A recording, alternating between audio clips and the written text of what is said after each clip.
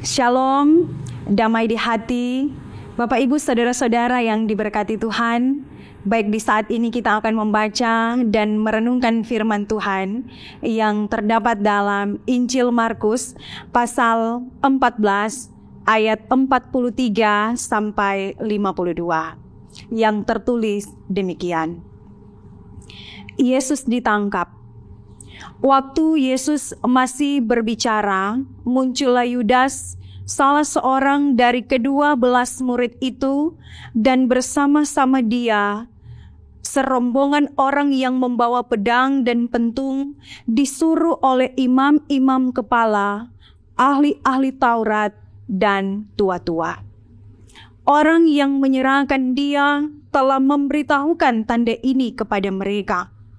Orang yang akan kucium, itulah dia, tangkaplah dia, dan bawalah dia dengan selamat. Dan ketika ia sampai di situ, ia segera maju mendapatkan Yesus dan berkata, "Rabi," lalu mencium dia. Maka mereka memegang Yesus dan menangkapnya. Salah seorang dari mereka yang ada di situ menghunus pedangnya lalu menetakannya kepada hamba imam besar sehingga putus telinganya. Kata Yesus kepada mereka, "Sangkamu aku ini penyamun, maka kamu datang lengkap dengan pedang dan pentung untuk menangkap aku? Padahal tiap-tiap hari aku ada di tengah-tengah kamu, mengajar di bait Allah, dan kamu tidak menangkap aku. Tetapi haruslah digenapi yang tertulis dalam kitab suci." Lalu semua murid itu meninggalkan dia dan melarikan diri. Ada seorang muda yang pada waktu itu hanya memakai sehelai kain lenan untuk menutup badannya, mengikuti dia. Mereka hendak menangkapnya, tetapi ia melepaskan kainnya dan lari dengan telanjang. Demikian pembacaan firman Tuhan kita di saat ini.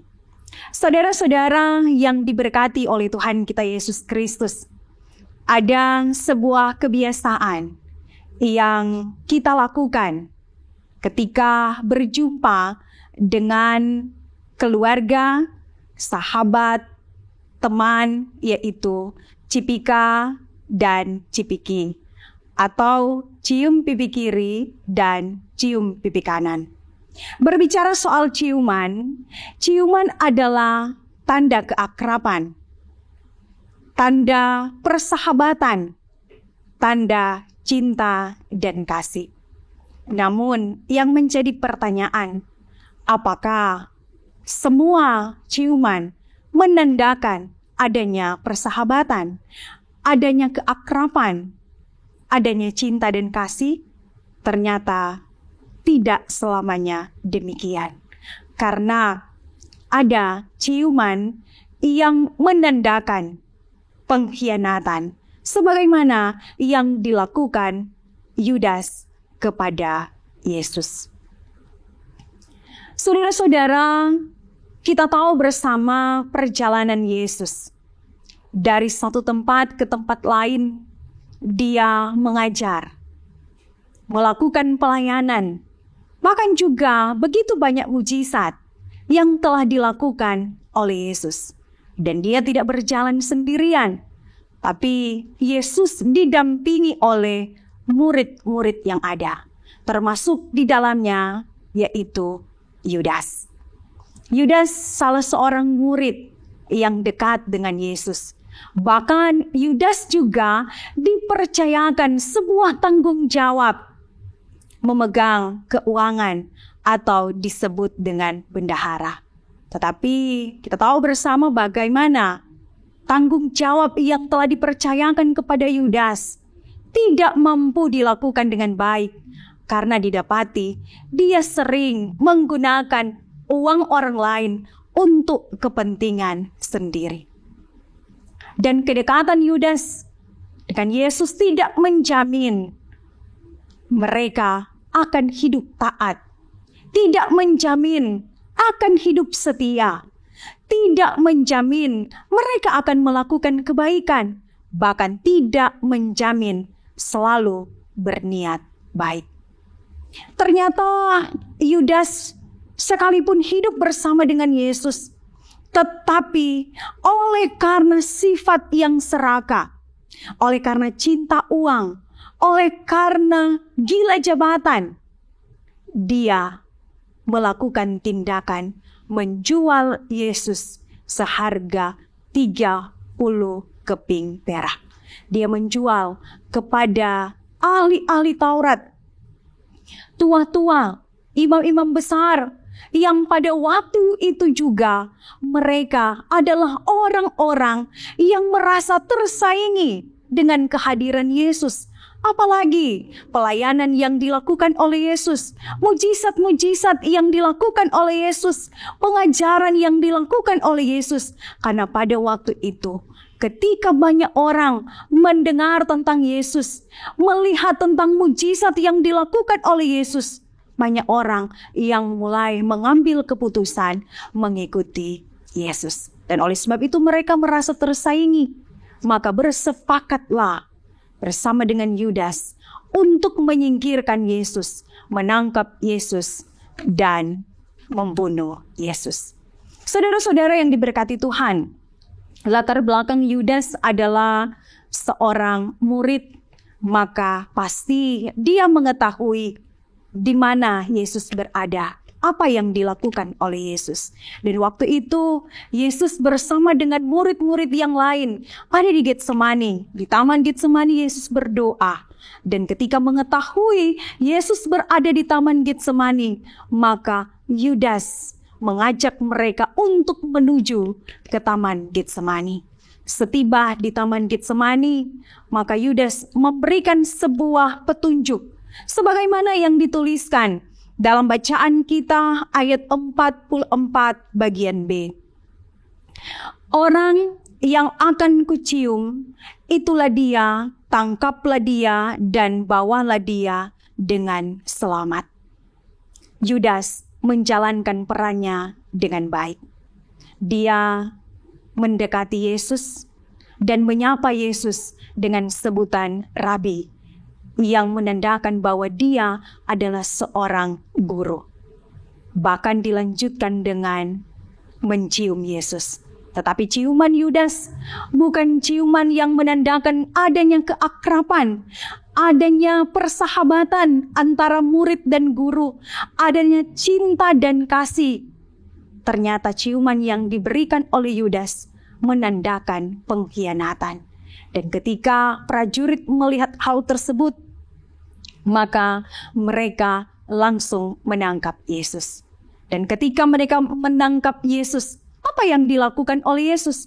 Apakah Yesus melarikan diri? Apakah Yesus melakukan perlawanan? Tidak, bukan itu yang dilakukan oleh Yesus. Tetapi yang dilakukan oleh Yesus adalah dia memilih untuk taat. Dia memilih untuk setia menjalankan apa yang dikehendaki oleh Bapa.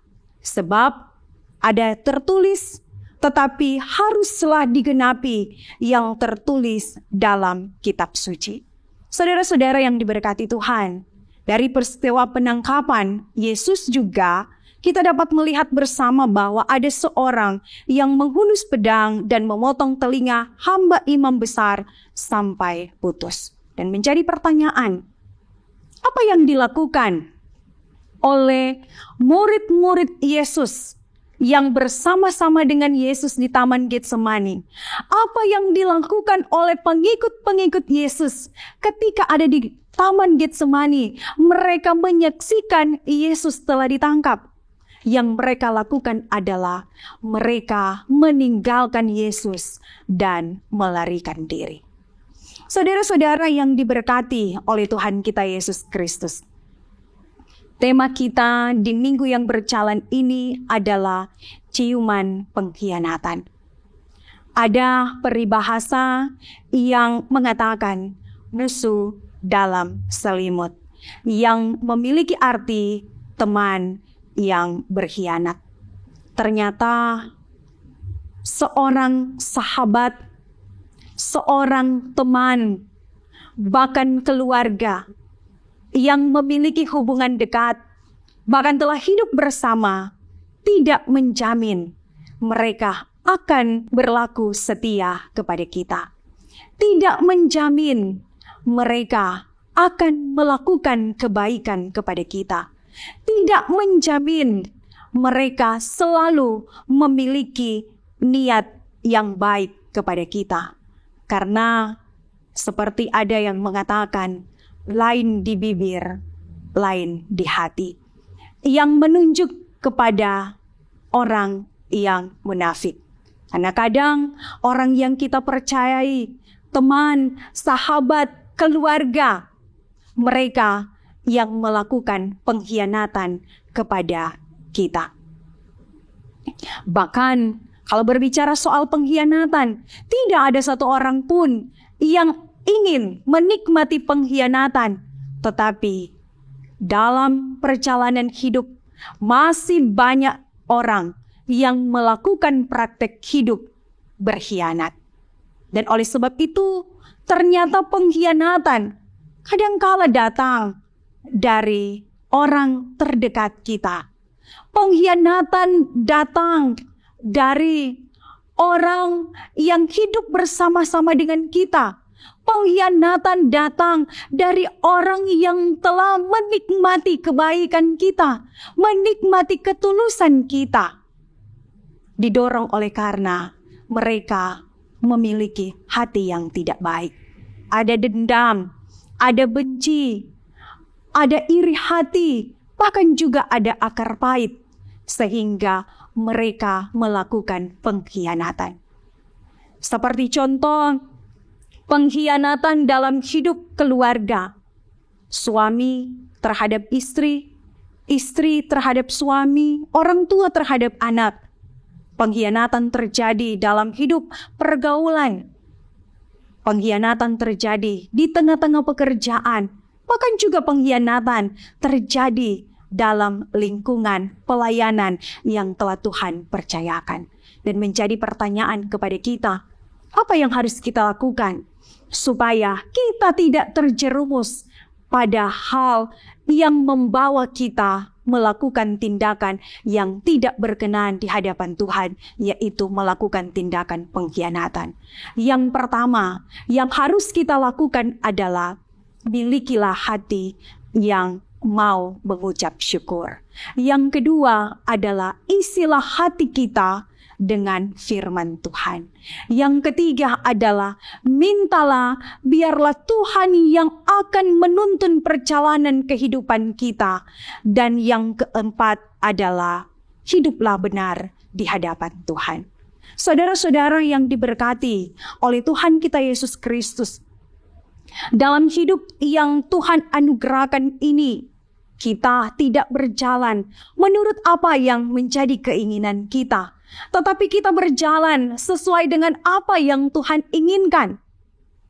Karena pasti kita menginginkan supaya ada kesuksesan, ada keberhasilan, ada keberuntungan. Tetapi dalam kenyataan hidup, kadangkala kita diperhadapkan dengan kegagalan.